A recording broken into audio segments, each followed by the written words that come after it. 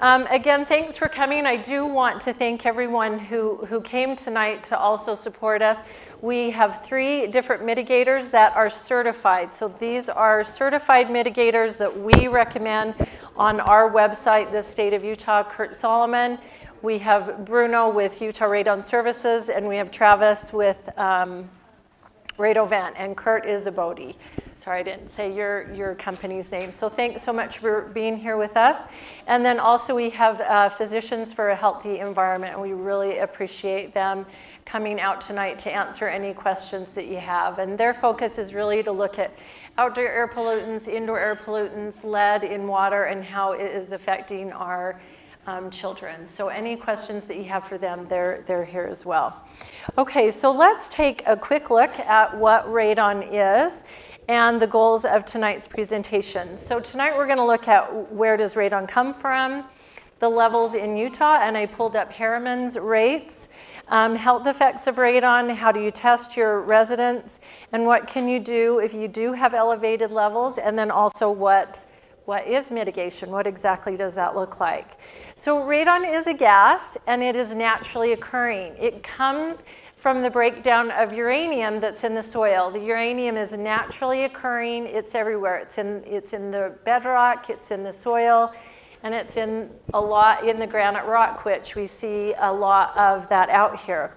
So the uranium is present, and then that breaks down into radium, and that is what Madame Curie discovered all those years ago. And then the radium breaks down into the radon, and it's the radon that is what is dangerous for our health, and we breathe that in, and then it causes problems with our lungs. And Jan is here also to tell us a little bit more about that, and I will turn the time over to her in a minute. So a question that I get a lot is, can any home have a radon problem? Absolutely. Homes that are older and have a high draft can have a radon problem. Homes that are newer can have a problem. We've been doing a lot of education and awareness out in the Herriman, Bluffdale, Riverton, South Jordan area, and really seeing a lot of high levels. Out in those areas, the highest level that I've seen is 186, and it was out in this neck of the county. So what is a safe level? I get asked that question a lot, and there really is no safe level. We do not like to use that word safe, but a level that you want to look for would be right around 4 picocuries. So anything above 4 picocuries, we would certainly recommend you consider mitigating your home to protect yourself and your family. In Utah, we see 1 in 3 homes having elevated levels across the board. I'm going to show you in a map in just a minute where Herriman is closer to 1 in 2 homes having elevated levels. So here you can see we've been collecting data with the state of Utah for over 20 years. Now, I'll be honest that in 84096, I hope that's your zip. That's what I looked up and Googled, and that's what came up. So we have 919 tests that we have from Herriman. I was pretty darn happy to see that high of a number, because we'll often have zip codes like in the 400 ranges, and once you're kind of that low, you're not really getting a good data set, and so I felt pretty happy about that 919 test kit results that we have for Herriman. So you can see then that the average radon level in Herriman of those 919 test kits was 5.5 picocuries, so above that number 4 picocurie that we would want to see below 4 or below. So, but also I want to point out that the highest radon level that we've seen was 89.3. So this is really the key, I think, is in testing is what if you are that person that has that 89.3? Just to give you a perspective, that's like smoking 9 packs of cigarettes every day. So it's pretty important if you happen to be one of those outliers with those real elevated levels it's pretty important that you test and then take care of that problem. So I love this map, the CDC EPI program, and they were going to be here, and then last minute they were sick. There's a lot of flu going around, as you know, and bugs and viruses. But you can see here that Herriman is right there. And then if you look down on my graph, we're seeing about 41 to 49% of the homes in Herriman having that elevated level. And you can see the Bluffdale, Riverton, and then over there in our Utah County area, those are more like the 1 in 2, but you all are pretty darn close and getting closer to that 1 in 2 homes having the elevated levels. So, and the CDC EPI program, they're the ones who go out and do this mapping for us. So we feel pretty lucky for that. So how does radon get into our homes? I mean, that's kind of a question that we get asked a lot, and it can get into your home in a variety of ways. It can find cracks in the floors, the wall, the joists where things meet and come together. It might be getting in somewhere through your water heater or furnace, your fireplace, your kitchen sink, in through your garage. So there are a variety of ways that the radon can get into your home. Let's see. So also it's drawn in through house negative pressure. Your furnace turns on, that helps move it through. A fan in the washroom for your dryer turns on, that can help pull it through. There can be a variety of ways that the radon can be drawn in and pulled through the home. The thermal stack operation of the home, and then also just the wind over the roof if it's a windy day, and it is a little bit windy out there. Probably not windy enough that we're going to see elevated radon levels, but on windy days we might see a spike in the radon levels. Okay, so now I want to talk a little bit about the health effect, and then I'm going to turn the time over to Jan Paulson. But so the health effect is lung cancer. It's the #1 cause of lung cancer in non-smokers, and then radon is the second leading cause of lung cancer. So with that, I really thank Jan for being here with us tonight, and I'm going to turn the time over to her so she can tell you her story. Thank you, and thanks everybody for coming. It's so nice to be able to share this information with so many people. I'm a lung cancer survivor, and fortunately, and I was diagnosed in 2007, and I was diagnosed. Actually, I need to sorry, just read the because they're filming. Okay. So I'll just set that there. Okay.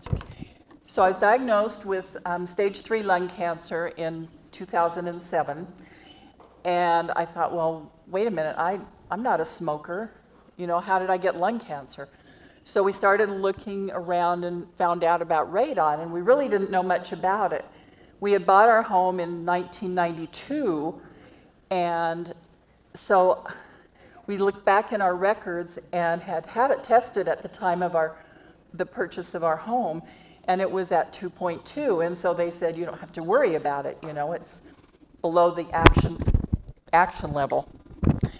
So then we thought, well, we better test again because there must be some reason that I got lung cancer.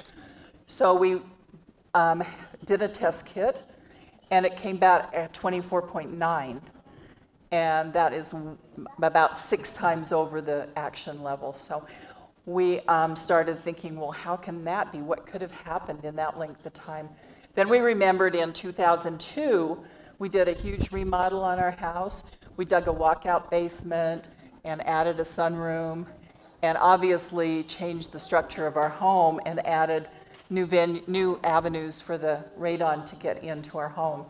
So we immediately had it mitigated, and then I started my treatment. And I had to have my right lung removed, and then I did 5 weeks of radiation and 4 months of chemotherapy, and then periodic scans for the next 6 years. And then I started having symptoms of dementia. And I thought, well, that's weird. I went to my doctor and she said, let's take a look at your head. Well, my lung cancer had metastasized to my brain. And I had a huge tumor in the front of my brain. So I had to have traditional brain surgery. And then a month later, I had a smaller tumor removed at the back of my head with gamma knife or radiation. And then I had another MRI in December of 14, and that showed 6 more tumors in my brain. So I had more gamma knife surgery. And then, as luck would have it, my oncologist said, well, you know, let's test your tumor to see if you qualify for this new drug that's out that would possibly keep your cancer from reproducing. And it crosses the blood-brain barrier. So I said, okay. So we tested it, and I did have the right mutation in my lung cancer. And so I started on a pill in 2015, and I'm still on that pill that's working today, thankfully. So that's my story. The radon level can change over time. So we should have tested probably every 2 years, 2 or 3 years, just to make sure, because as your home settles, you know, it can have cracks and stuff, and radon gas can get in. So it's just a good idea to do a little test every 2 or 3 years. So, so does anybody have any questions? And especially if you do any big remodel, because that can really change the structure of your home. And the best way to avoid lung cancer is, of course, number 1, don't smoke. But number 2, get your house tested for radon, because it is the second leading cause, and it would certainly be cheaper to prevent lung cancer than to treat it. Because over my time, I've probably spent over $2 million, with including my insurance, thankfully. So, any questions? Yes? Are you aware that they are now finding that residential radon is linked to brain tumors as well? I have 2 studies right here. Yeah. They're not done here in the United States, but they are finding that radon Yeah. also links to brain tumors. Yeah. They're closely related. That is, lung cancer tends to want to go to the brain, the liver or the brain. These are primary brain tumors. And primary brain tumors. These start in the brain. That's awesome. Yeah. I wouldn't be surprised, because it's a worldwide problem for sure. So, yes? First statement was very difficult to hear. Oh, the first part? Can you repeat what she said? Oh, she said that they are finding in other countries that brain cancer, original brain cancer, is also being caused by radon. So, yeah, anybody else? Oh, thank you. Thank you. Can I just say I'm really happy to be here anywhere, but especially here tonight. So thank you for your time. I appreciate it. So I feel really lucky because Jan and I are this little, I don't know, dog and pony show, I guess, a good way to describe us. We go around and do all kinds of different lectures and teaching. Just one second, let me get this back on me. Okay, I think we're good on that. Let's see. Okay, also I want to say in regards to her comment is that so often I will present with the head of IHC pulmonology department, and so those questions are asked to that physician, and her comment back is that we know that radon is radiation, and we know from the downwinders that radiation causes cancers of all kinds. And so right now, though, the best research that we have out there is that it causes lung cancer, and that's the best research that we have right now. But we are finding slowly but surely other health effects possibly that radon also is having and playing a role on. There's 3 cases of brain tumors, cancers, and neural tumors. Our house, the next house, and the house next to that. And on my house and the one neighbor next door, they're trying to figure out what her tumor is. Both have high levels of radon. Radon. And have a chance to talk to the neighbor. And what are your levels coming in at? The previous test was over 6. This test was 5.4. Okay. And when your child's neurosurgeon says, you ask him, what caused my son's brain tumor?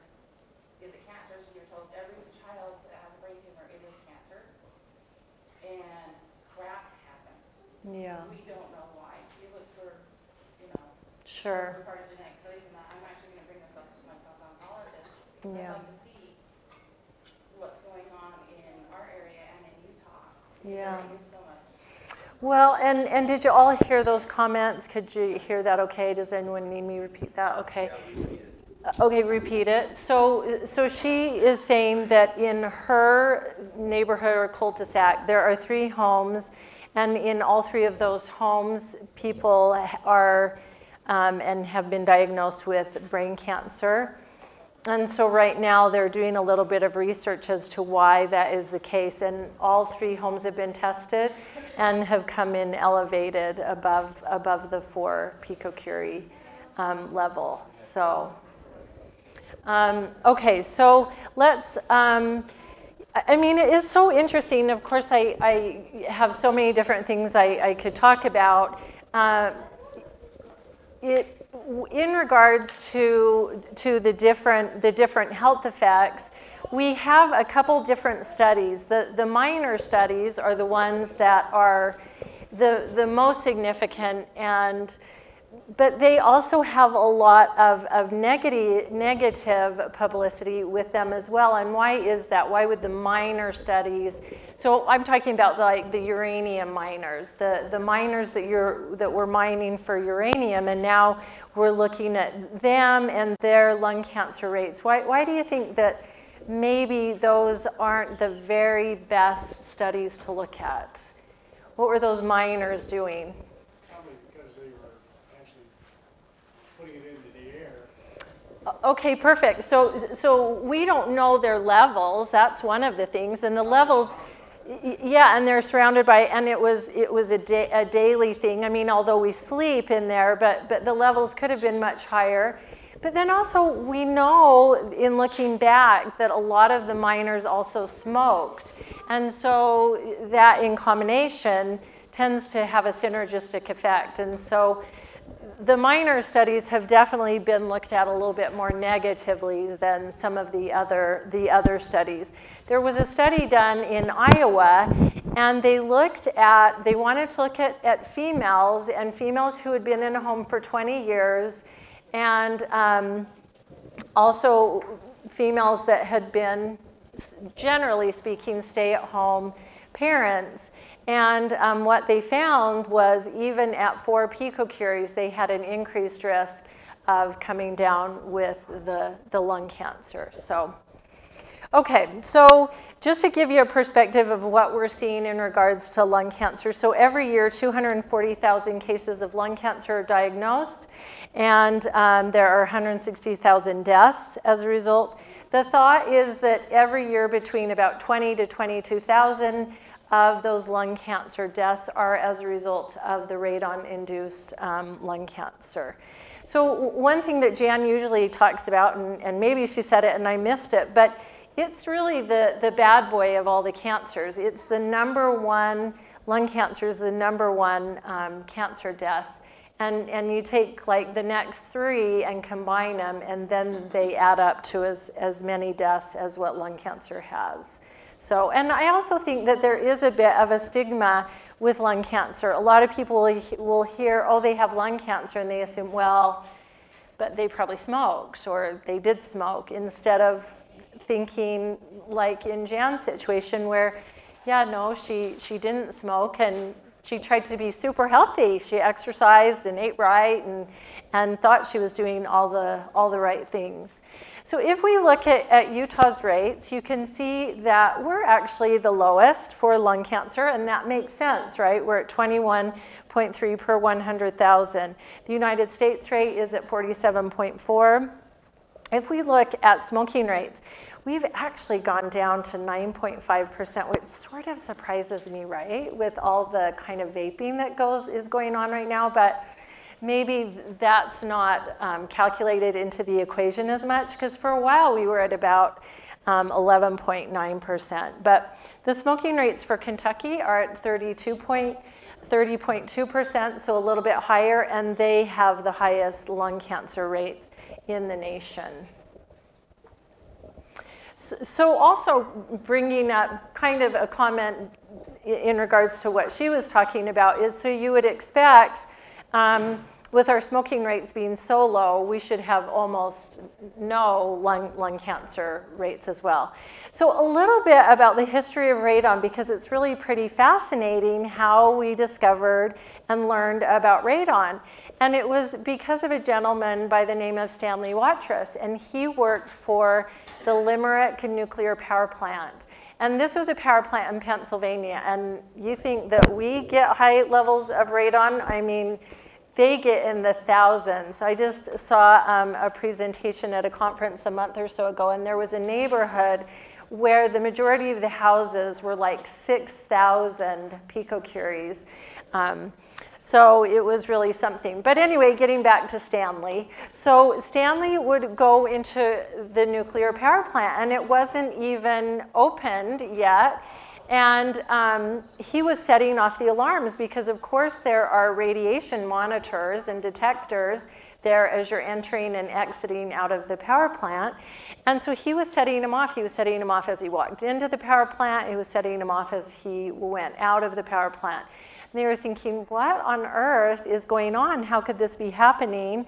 And so they went and looked at his home, and sure enough, the radiation levels were so high that he was basically like Bart Simpson, where he was glowing green, and he was radioactive, essentially. So the levels in his home were 1350, so 1,350 picocuries. So that would have been like smoking 135 packs of cigarettes per day.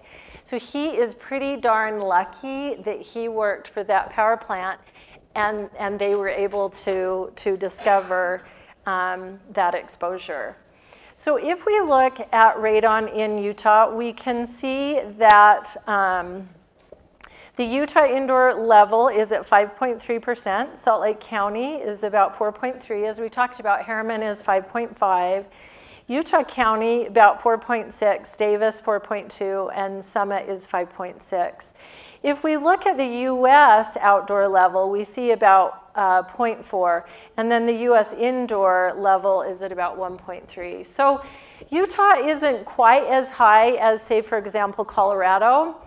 But we're higher than a lot of the other states. So it's certainly something that is, like we've talked about, it's easy to test for, it's easy to take care of the problem, and let's talk a little bit more about testing. And so testing is simple and easy and inexpensive. You're going to do it all. Think of it as a little science experiment that you get to go home and do.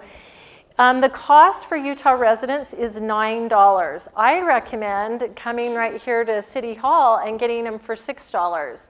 Or Patom with Salt Lake County Environmental Health has, like I say, test kits to hand out to all of you tonight to test. So just so you know, you can purchase these at a hardware store, but I want to let you know that it's about $12 to get out the door, and then you usually have a $40 laboratory fee. Now that's not always the case, but often the case. Now these test kits that you'll be taking home tonight, they include everything. It's the test kit, it is the laboratory fee, and it is the mail, the postage as well. Now a lot of you might decide to pay a little bit extra for the postage. As long as you can get that test kit in the mail in the U.S. Postal Service by a Monday or Tuesday at the latest, it should be able to get to the laboratory in time. So radon has a half-life of 3.8 days, and so it is time sensitive to get to the laboratory. I should mention too, because a lot of you probably are finding yourself or will find yourself within a real estate transaction. So if you're finding yourself in a real estate transaction and you're in a bit more of a hurry, the certified mitigators back here also are certified measurement professionals, and so they can come out and test your home as well. The cost for that is usually somewhere between 100, 150. Someone said 50 the other day at a real estate meeting, but I don't know, I've never seen 50. So I think more like about 100, 150 dollars is what you're gonna see in a real estate transaction. So are short-term test kits reliable? I mean, we get that question a lot. And my best answer is they are under very strict scrutiny and guidelines to make sure that the laboratories are measuring correctly and being calibrated. And I think my best example is when we go out into the schools and test the schools, what we do is we also have the great equipment that the certified measurement folks have. And so we will put what's called a continuous radon monitor, and we'll put it next to the test kits that you're going to be given tonight. And those need to be within 0.5 to 1 picocurie of each other. The other thing that we do when we go out and test the schools is in another classroom, we'll put 2 of these charcoal canisters right next to each other. And those, same thing, need to be within 0.5 to 1 picocurie reading of each other. So, because if I find levels of like 80 picocuries in a school, I better have some really good data to go to that school board and recommend spending lots of money to mitigate a school. One thing to think about, so I had a resident, a Herriman resident, come in and ask me a great question. She said, I have done 2 tests. One came in at 3 and one came in at 7.7. What should I do? Well, what you can do is average them. But something else to think about is I said to her, I said, well, when did you conduct your testing? Did you do it in the summer? Did you do it in the winter? She said, oh, I did it in the summer. And I said, well, the winter is the very best time to test. So she said, okay, I'm going to make sure I go and retest in the winter. Why is that the case, the winter? Okay, go ahead. Okay, perfect. So a couple reasons. So of course our windows and doors are closed more. We're not going in and out of them as much, and we're not opening our windows. But the second reason that might not seem so obvious is when the ground is frozen, the radon is going to go path of least resistance. Remember that uranium is there. The decomposition process is happening no matter what we do. So as a result of that, the radon is going to go path of least resistance, which is really up through your home. So the furnace kicks on, and that radon is just going to follow that path and get up in through your home. There is, though, a long-term test kit. And so the Herriman resident said, should I get a long-term test kit? And she said, I'm really worried because I've got kids that are sleeping down in the basement. I said, you know, I think just try the short-term test kit. See where that comes in again. If that comes in below 4, then yeah, maybe try that long-term test kit. The long-term test kits are $25. I recommend starting that around October or November and having it go through February, and that will really give you a good idea and indication of what's going on in your home during those colder winter months. Okay. So how are you going to place your test kit when you get home? So you're going to want to make sure that it's at least 20 inches off the ground. So you could take like a TV tray. Hey, Patom, do you mind running up one of those test kits for me? Maybe taking like a TV tray, placing it in the middle of the room, on that TV tray. Thanks so much, Joan. And so here's what it's going to look like. You're going to open up this plastic and then take out the little envelope that you're going to put it in, fill out this paper form, and then or a nightstand, like a nightstand, pull that, and if you can put it right in the middle of the room, it's ideal. A bedroom is the most ideal room. We do not want to see it in like a crawl space. I get that call a lot. Why? Because you're not living in that crawl space. You're not breathing that air. You're not living in the furnace room or the laundry room or the bathroom. We don't want rooms like that where people are not there all the time. And then also those have fans and other moisture kinds of issues.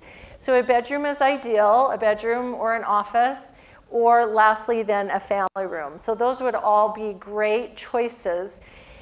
I get the question a lot, and I bet it's the case in this room here, is you might say, okay, well, we have an unfinished basement.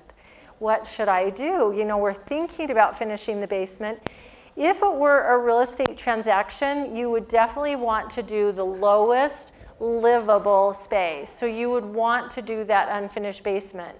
If you are thinking about finishing off the basement, then probably you should test that lowest livable space. Otherwise, if you just have some storage down there, you're going down there once or twice a year, then we definitely are most interested in knowing what's happening in that bedroom that you're in, where people are spending at least those 8 hours for sleeping. Okay. You'll also want to make sure that you're 3 feet from an exterior wall and then a foot from an interior wall. And then one of the reasons I just say grab a TV tray or nightstand and put it in the middle is because then you're not fighting or battling with like little china objects or that kind of thing.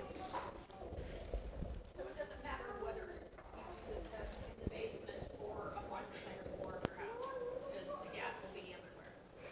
So radon is like this interesting gas, right? Because it is inert, which means that it should not be able to move very well.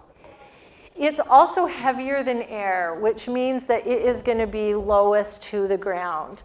So the very best place to test is the lowest living level of your home. Does that make sense? Yes, and every family situation is going to be just a little bit different. There's not really one answer on that, and I'm happy to answer questions specifically, but I get those calls really a lot. I mean, if your family is not spending any time in that unfinished basement, but maybe you have pets that are, then yeah, you should test that basement. That unfinished basement. And you know, that's really an interesting thing too. I've been getting a lot of calls from pet owners, homeowners, that their pets have contracted lung cancer. And they leave him down in the basement all day. And then they tested their home for radon and had elevated levels. So anyway, I've gotten that call quite a bit. Okay, there was another question. Maybe I answered it.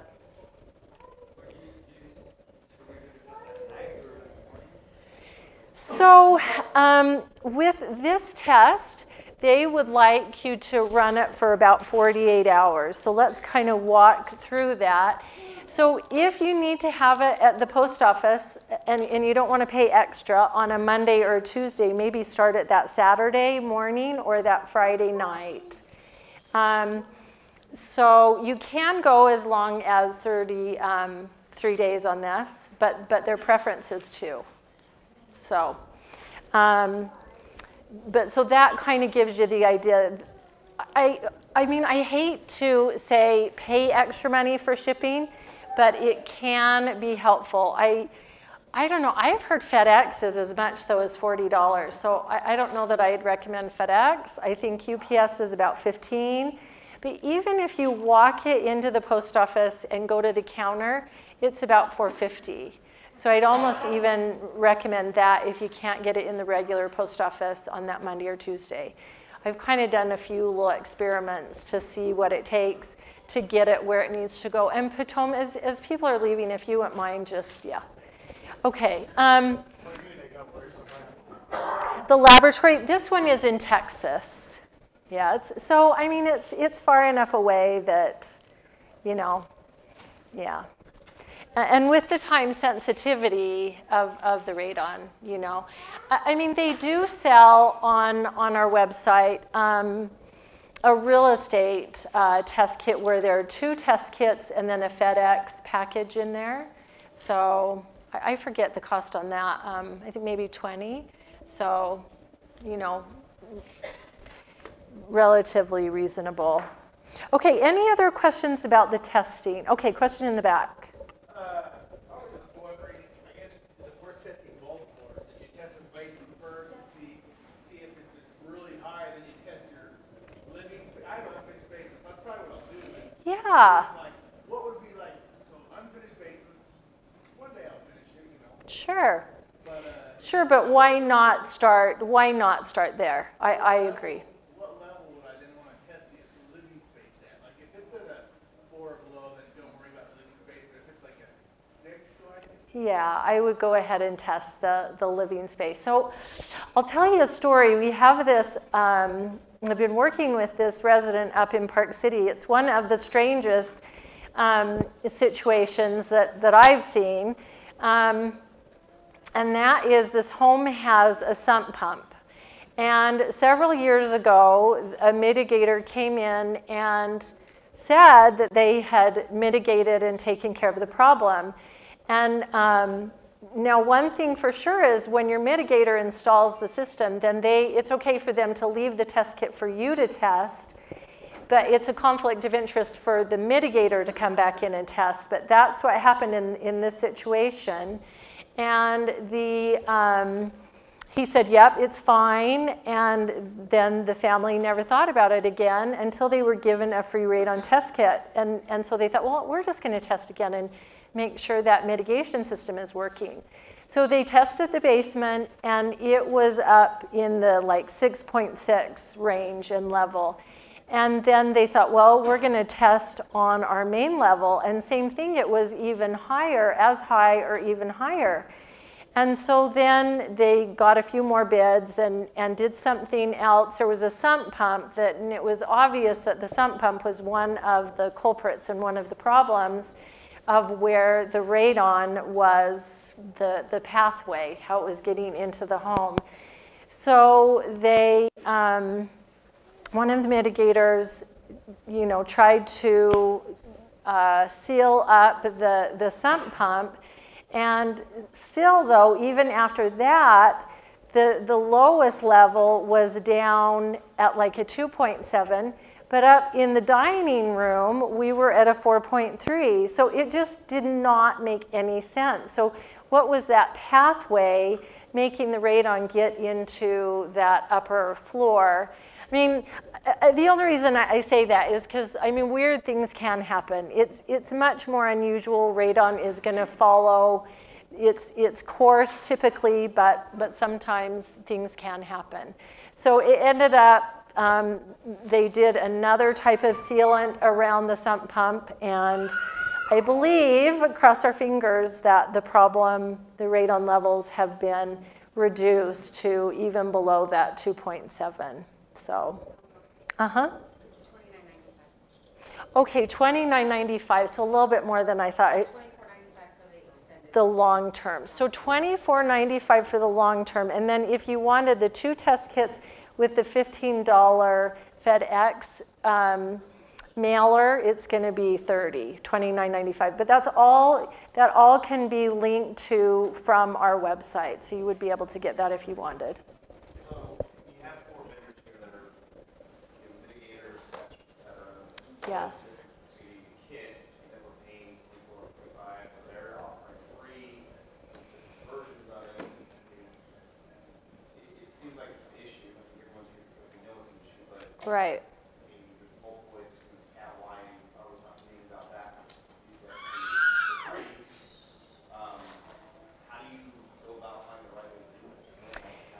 So that is a great question, and some of our measurement people also do mitigation and vice versa. So this is a state's theory and approach. We see it as a conflict of interest, and I know not everyone sees it the way that we do. If you're the measurement person, you should not also be the mitigation person. So and that's probably why we recommend, I think it would be fine to have them come out and verify your results or see if they come up with the same result. And we also recommend getting 3 bids, and we'll get to that when we look at the mitigation.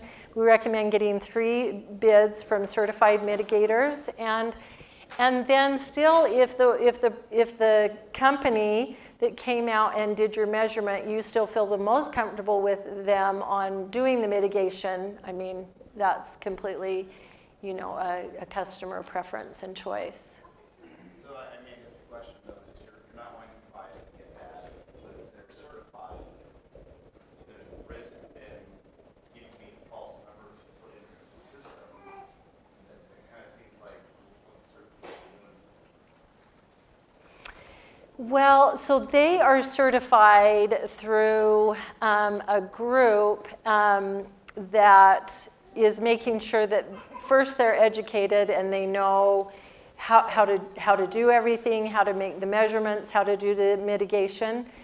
But yeah, I don't know what to say other than that's maybe more of a DOPL issue. So, and we do work with DOPL. We work with Department of Commerce really closely, and so that might be more of a question for them.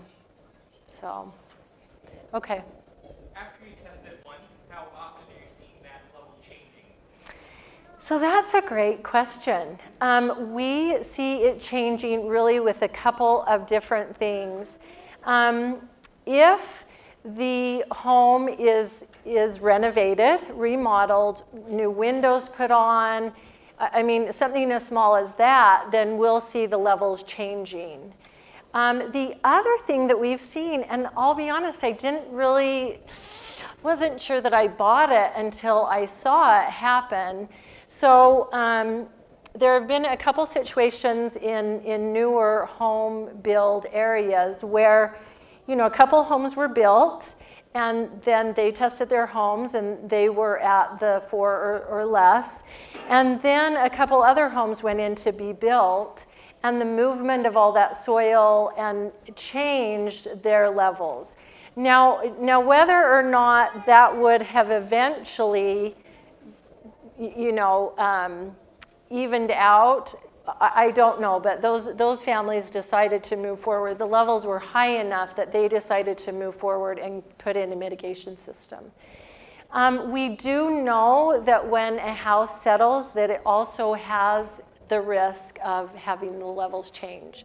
But I would say I've heard more and seen more when you're doing something different to the home, so like putting in the windows or moving soil or doing something more major. Does that make sense? Yeah. Okay. Some of the newer homes you're going in are the real high energy efficient homes. There's very little, Yeah. that would affect the access or? So it does affect the access. So I believe, this home in Park City I was telling you about, I believe that's one of the reasons that it was struggling so much to get mitigated correctly. So it was the home that, and it's not popping into my brain right now, with the radiant heat home. And so some of you may not know, but with radiant heat, it goes into the cement slab of the home. And so you have to be super careful. When we look at a mitigation system, you're going to see that they'll drill a 5-inch circular hole in the cement slab of the home. And as a result, I think that starts to make the mitigators a little bit nervous, because if you make the wrong drill, or so I do believe that that was one of the reasons they were struggling with the mitigation system on the home in Park City.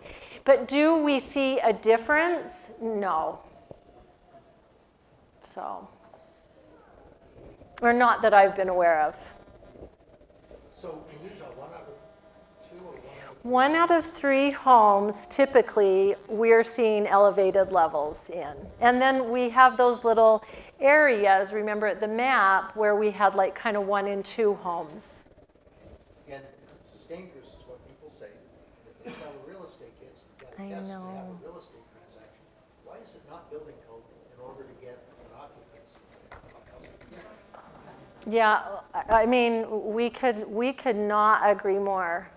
I mean, one of the things that Jana and I have been working on so hard and diligently lately is we feel like we've got to get a group out there that also wants some kind of, I hate to use the word regulation because I know people shy away from that word. So regulation isn't maybe the right word, but policy. So we're working really hard with the realtors in hopes that maybe we can convince the Realtor Association to make it some sort of policy to test any home that's in a real estate transaction or within a building a new home. I've got another question too. Okay. I don't know how well this will go over, but I did some research on my own. Good. But Utah doesn't seem to have any regulations on what materials are used. Right. For mitigation, as far as the outside pipes and so on and so forth. We see a lot of rain gutter. A lot of states do have regulations. None of the states that have regulations allow rain gutter to be used. That's it. So Travis, will you just speak to that real quick? Actually, Illinois is the highest regulated state in the country for radon, and Illinois is the state who introduced gutter or downspout material being an acceptable form of exhausting the radon gas. So there are several different schools of thought on it, Yeah. but as long as the seams are sealed, then the radon can't escape through there, and it escapes through the natural the push of the fan, and it comes out the exhaust at the top. Also, they've proven that it can't escape from the seams through the natural Venturi effect of the suction of the airflow through the stack.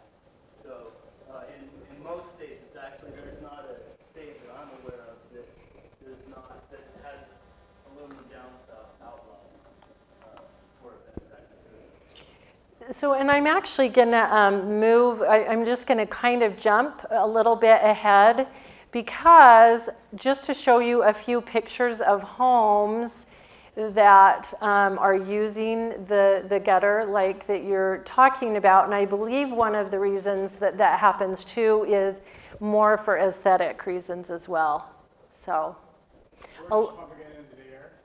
yes. So, okay, so I love that. He says, we're just pumping into the air. Are we poisoning our neighbors? So are we poisoning the neighbors? No, I mean, we're not poisoning the neighbors. We're putting it out into the air. But, you know, I get that question. I get that call, and I get that question a lot. So, okay, so let's look at mitigation here real quick. It is relatively inexpensive. For approximately $1,500, you can get that fixed. Green and Healthy Homes wanted to be here tonight, and I mentioned that both of their employees got sick last minute. So they guaranteed $70,000 for homes that were tested and that would qualify for a mitigation system. So for example, a family of 5, if you make around between $55,000 and $60,000, you would qualify for a mitigation system. So they are, I'm sorry, she is here, thank you. Annie, I didn't see you back there. Okay, so Annie with Green and Healthy Homes did make it. Okay, great, thank you for being here with us. So Randy and Annie do an amazing job, and we're very appreciative of their support in doing that. Okay, let's see, why is this not going? Okay, so really quickly, what they will do for a mitigation system is drill a 5-inch circular hole in the cement slab. They're going to take and try to dig out underneath that 5-inch circular hole. You might have clay, you might have cement. Hopefully they're all new homes here, so they've got pea gravel, and pea gravel's a little bit easier, right? Because there's certainly going to be airflow through those cracks and crevices through the pea gravel. So that's something to keep in mind and think about. Take 4-inch PVC piping and attach a fan to the pipe in the attic or outside. And then let me just show you a couple of pictures because I think it's a little bit easier to see with pictures. This is one that would go straight up. Both of these are where the fan has been attached inside the attic space. And same with this is a rendition drawing of what it would look like. You can see there on the bottom where they've drilled out that hole and then gone straight up. And just so you know, you can do this as part of the build process, and it should be much less expensive to do it this way. Let's see my next slide. Okay, here's another, I think, great picture showing the difference here of if it's going to go straight up and then into the attic or on the exterior. So that's what we're seeing much more in Colorado. We're seeing the fans on the exterior. I think we're seeing it a little bit more here than we used to, for sure, anyway. You can see here's another picture of where the fans of the mitigation system are on the outside of the home. And the technology is such that the weather isn't a problem with those. Travis, go ahead. Here's one thing to identify out of the upper left-hand corner. Do you notice how the pipe comes out of the wall? Why don't you just come on up so everyone can hear you? So there's a problem with this one picture. I don't know why this picture is in your slides, because this is a situation. Oh, no. This here situation on this side is an improper radon mitigation system. If you notice on the right-hand side, Are people coming and checking in with you? Okay. And down it drops down the foundation wall, and then we drill a hole through the concrete floor and into the soil underneath the house. Well, below the fan is the vent stack, and there's a natural condensation. Great. So he's got the test kit, so as people